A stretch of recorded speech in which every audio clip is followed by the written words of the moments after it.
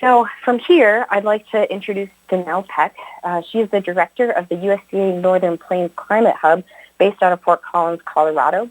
The hubs connect working land managers with science-based resources and partners to empower climate-smart decision-making. Prior to joining USDA Agricultural Research Service in 2016, Dr. Peck was an associate professor of agricultural economics at the University of Wyoming. She specializes in decision-making under uncertainty, including agricultural drought preparedness and response. Raised on a dairy farm in upstate New York, Dr. Peck is a first-generation college student and proud alumna of McClare Scholars Program. She holds a BS in wildlife biology and an MS in agricultural economics, both from the University of Wyoming, and a PhD in agricultural and resource economics from Oregon State University. As director of the Northern Plains Climate Hub, Dr. Peck will provide additional information and examples of how the hubs actually work day to day. One example she will highlight is the AgroClimate Outreach Exchange, an event designed to bring together agricultural's trusted partners like Extension, NRCS, conservation districts, and others to network with colleagues who share an interest in becoming more knowledgeable, comfortable, and confident in discussing climate change. The event also provides a forum for exchanging creative agroclimate outreach ideas, so the most successful programming and approaches can be expanded and adapted across the county, state, and other institutional boundaries. Thank you so much, Dannele. Thank you, Anna. It's a pleasure to be here today. And again, as Anna suggested, I want to tell you a little bit about the USDA Climate Hubs in case you haven't heard of us yet. And then we'll dive in and talk about this AgroClimate Outreach Exchange event. So first, a bit about the Climate Hubs. Our vision is to help maintain and strengthen agricultural production and natural resources under increasing climate variability and change. How do we do that? We co-develop science-based, region-specific information and technology for our working land managers, that's farmers, ranchers, and foresters, to help them, enable them to make climate-informed decisions. And we do this in collaborating with a lot of partners, both internally across USDA agencies, but also externally with our research, extension, and education friends like those of you on the call today. How do we really do this on a day-to-day basis, right? That was a lot of words. So now I'm going to show you a lot of arrows. Nobody panic. I'll use my pointer here to walk you through kind of what you're looking at. So first, here we are, the Northern Plains Climate Hub. We are based out of Fort Collins, Colorado, and we're a small team. And we really rely heavily on building partnerships with folks out on the ground who are, directly experiencing the effects of extreme weather and a changing climate. And so who might have questions or issues that they're facing or might have ideas even related to weather and climate, but we don't expect them to have both agricultural and, climate or meteorological backgrounds. It's really rare for people to have both of those things, and that's why we're here. So for those of you out in the field, if you do ever encounter a weather or climate-related challenge, please bring it to us here at the Northern Plains Climate Hub. Again, we're a small team, but we have diverse expertise. But more importantly, as a hub, we really do. It's our job to create this network of partnerships, a really broad network of partners, including folks in kind of the climate and weather side of things, so NOAA, National Weather Service, National Drought Mitigation Center, our state climate offices, and others. But also on the agriculture side, we keep connections with our friends at the USDA service centers like NRCS and Farm Service Agency. So when you bring an issue to us, if we don't directly have an answer or a tool or a solution for you, we'll reach out to this network that we maintain and see if one of our experts out there has something for you. So we'll bring that back to you. Or in the rare case that we come up empty-handed, this is actually my favorite part, would be to put you in direct contact with these experts, again, either in the world of weather and climate or agriculture, and help you guys work together to co-produce a solution or a step forward for whatever it is that you need out in the field. So that's how we operate on a day-to-day basis. Again, I'm here in the Northern Plains Climate Hub. We cover these 6 states. However, there are a total of 10 Climate Hub locations across the country. So take a look at this map and see if you can find which Climate Hub you belong to. And I would really encourage you to go to the website and explore what your Climate Hub has been working on and what resources they have available. So our hubs, again, were really about bridging the gaps between science and service, or science and management, as it relates to agriculture and climate. And we do this kind of through three functional areas, or three ways: science translation, tool development, and stakeholder outreach. Today we're going to spend most of our time together on number 3, but I do want to just give you a quick taste for some examples of number 1 and number 2 here.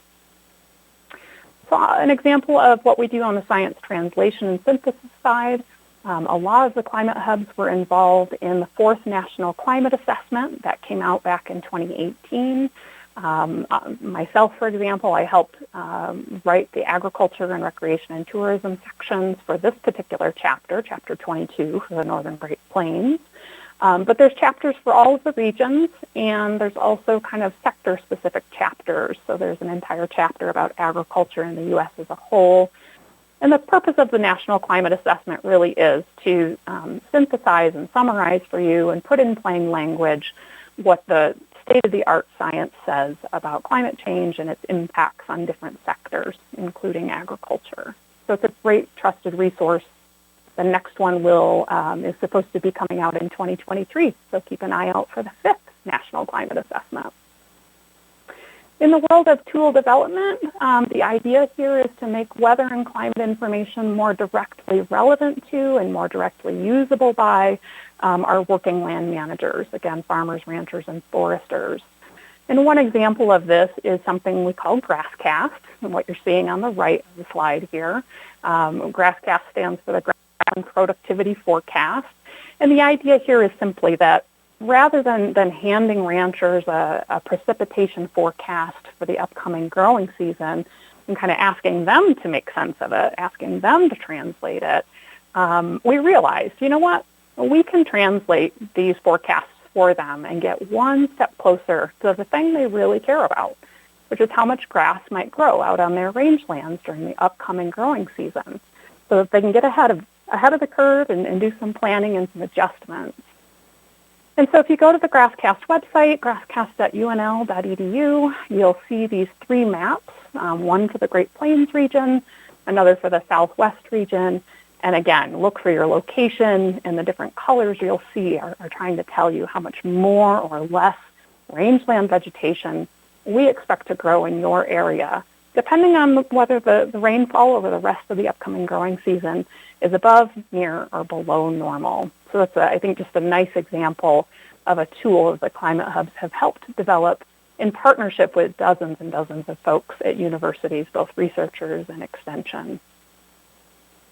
There's lots of other tools that the climate hubs have been involved in developing, and we can't cover all of them today, but I did create this little map.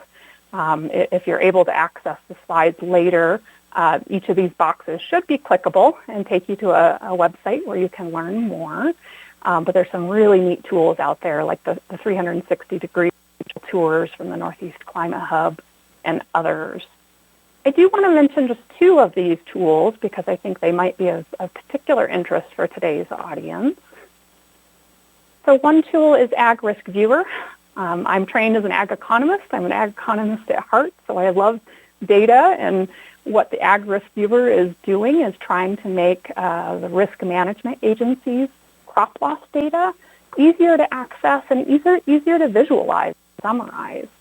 So if you go to this tool online, you can click on a county of interest, and these graphs and images will pop up, and they show you kind of how has crop loss, insurance claims essentially, how have they changed through time, and then for each of the years, what was the driving factor? What was the driving cause of losses? And so the image I'm showing here, I think, is from a county somewhere in eastern Colorado, and for that county, it's really interesting because the crop losses, the primary cause is drought, and the next most common cause is essentially flooding, too much water. So the 2 extremes really driving losses in my part of the country, but a really fun tool that you can go and explore. The second tool I wanted to highlight is called the Climate Toolbox. This is a tool that our friends at the Northwest Climate Hub helped develop with a bunch of partners. I wanted to share this one because this is where I go. When I'm preparing a presentation or writing a proposal, and I need to have some good graphics that explain either the historical climate for a location or the future climate projections for a location. This is where I come. It's my trusted source, and so it's really easy to use, really simple interface, really nice graphics, and then they've also developed a whole bunch of kind of sector-specific tools, so you can see agriculture, fire, water, just depending on your interest. I wanted to throw that out there in case you need a trusted source for that type of information. The last piece of what the hubs do, and the second reason I'm here today is because of our outreach and education mission, and specifically to share with you this particular event that we organized. It's the AgroClimate Outreach Exchange. This was an in-person event that we held back in 2019. We held it in Fort Collins, again, where our hub is technically based, and it was a 2-day event that brought together 65 of our outreach partners, kind of an invite-only list, to come together for a couple of different purposes, and I'll share those purposes in just a minute. The reason I'm sharing it with you today is twofold. One, we hope to be able to organize another outreach exchange in the future, and so if this event ends up interesting you, shoot me an email message and let me know, and I'll put you on the invite list. Alternatively, if you think an event like this could be useful for your stakeholders or your partners or your state, please feel free to take it and run with it. Or if you need a partner, reach out to us and we'll see if resources are available to help organize something like this. So what was the purpose? First, we wanted to celebrate. We had spent 5 years working really closely with our extension partners on several really innovative agriculture and climate, or what I call AgriClimate projects. And we wanted to share those awesome creative ideas and outcomes with others to really encourage expansion or adaptation across boundaries, across state boundaries and regional boundaries. So rather than each one of us reinventing the wheel, let's learn from each other and expand each other's work. Second, I wanted to enhance how comfortable our extension and outreach professionals felt communicating about climate. So we wanted to kind of create a safe space where our close partners could come together, learn and expand, their knowledge of climate science and how it relates to agriculture, and just practice communicating about it. I know it's not always comfortable talking about climate change. And so it was a nice safe space to practice doing that and exchanging advice. And finally, we wanted to create a network or expand the network of colleagues who share this interest in agriculture and climate issues, so that you have, build a network of friends you can tap into when you have a need or an idea. This 2-day event, we tried really hard to make it interactive, and that was for 2 reasons. First was just to make sure that our poor partners could enjoy their time with us for 2 days, but also to demonstrate actively how, some neat and creative engagement methods and tools that I hope they took away with them and could use in future events. So some examples of AgriClimate projects, and I will say right up front, there were more projects than I could possibly cover today. If you want to learn more or see the full suite, please go to this website and visit and check them out. The first one I wanted to share today was something called the Scenario Planning Project.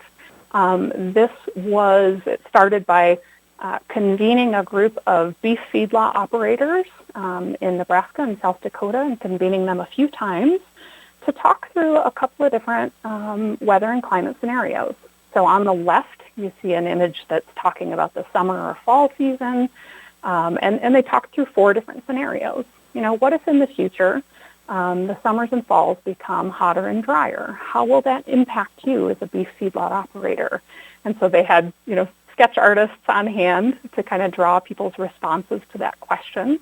And then down in the lower right quadrant, they would discuss what if it was a wet and cold summer instead?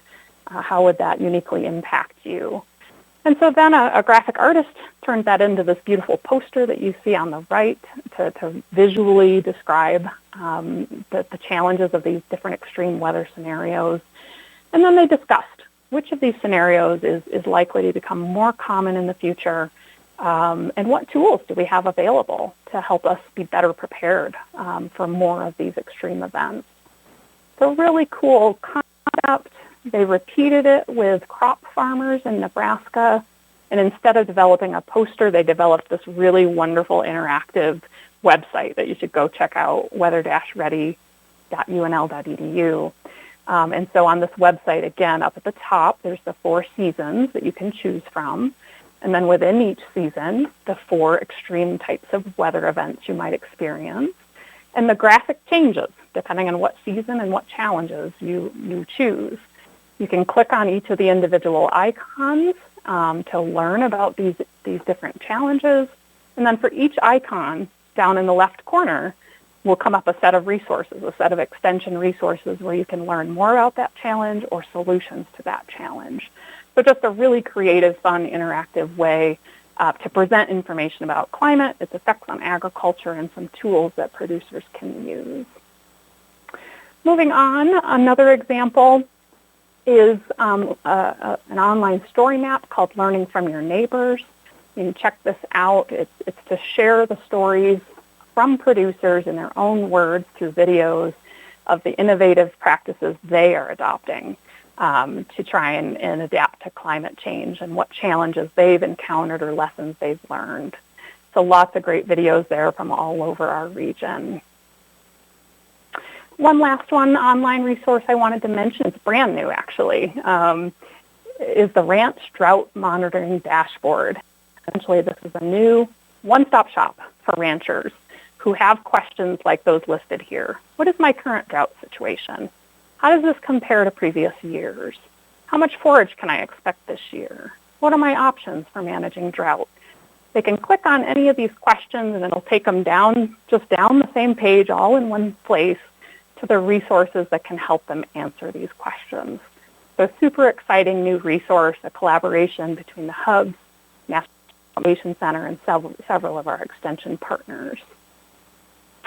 My final example is one of my favorites. This was an event that was held in Nebraska, and what it did is a 2-day event that brought Extension and USDA into the same room for 2 days to get to know each other and to talk about agriculture and climate-related challenges. I would love to replicate this event in other places, and here's why. We know that in the world of USDA and Extension, there's quite a bit of turnover. It's just kind of naturally those positions are wonderful stepping stones to other opportunities, and we have a lot of talent that moves through our organizations. So with that turnover, we lose the relationships and the connections and the understanding of what USDA does and how that relates to what Extension does. So this event on day 1 brought all of these organizations together to meet each other again, to see who the latest faces were. And again, just to learn, what does USDA ARS do? And for ARS, what are our extension partners up to these days and working on? What are their expertise? So day 1 was just a get to know each other. And then day 2, we continued building our working relationships by actually doing some of the scenario planning exercises that I described earlier. So here in the bottom right corner, you see a breakout group in. We were given an extreme weather scenario that we had to work through together as a group to identify how each of our organizations would respond to or what resources we could bring to the table during an extreme event. And ironically, this event was way back in 2018. The scenario we worked on in our group was a flood scenario for Nebraska. And sure enough, in 2019, Nebraska experienced a catastrophic flood. And thankfully, because of this exercise, our different organizations understood, what's Farm Service Agency going to do? What resources are they going to activate? Who in Extension can I call to see how, what resources they're preparing? we understood each other's puzzle pieces, we understood how they fit together, and could start thinking about how to make them fit together even more effectively to kind of serve our shared clientele. So if this is an event that resonates with you, that you think might benefit your region or your state, again, shoot me an email and let me know that. And let's see if we can find some resources in the future to put together an event like this. With that, I'm going to conclude. One last thing I just wanted to point out down in the lower right corner is that USDA NIFA did just release a new call for proposals, and it is focused on agriculture and forestry and climate. And what's unique here is that it's focused on extension or education, and it has to be a partnership between the USDA Climate Hubs and Extension or some of our other outreach partners. And so if you're intrigued by this, there's a webinar actually tomorrow from 1 to 2 p.m. Mountain Time, and you can see the hyperlink there at the bottom if you're interested and want to learn more. So if any of this has resonated with you, give me a holler. Or if I'm not, you're not in the region, then look up one of my partners in the Climate Hub network, and I'm sure that they would love to hear from you. Thanks today for the opportunity to share these things with you. Thank you so much, Dannele. What a great presentation. For those of us watching, if you have any questions or comments, please be sure to put those in the chat.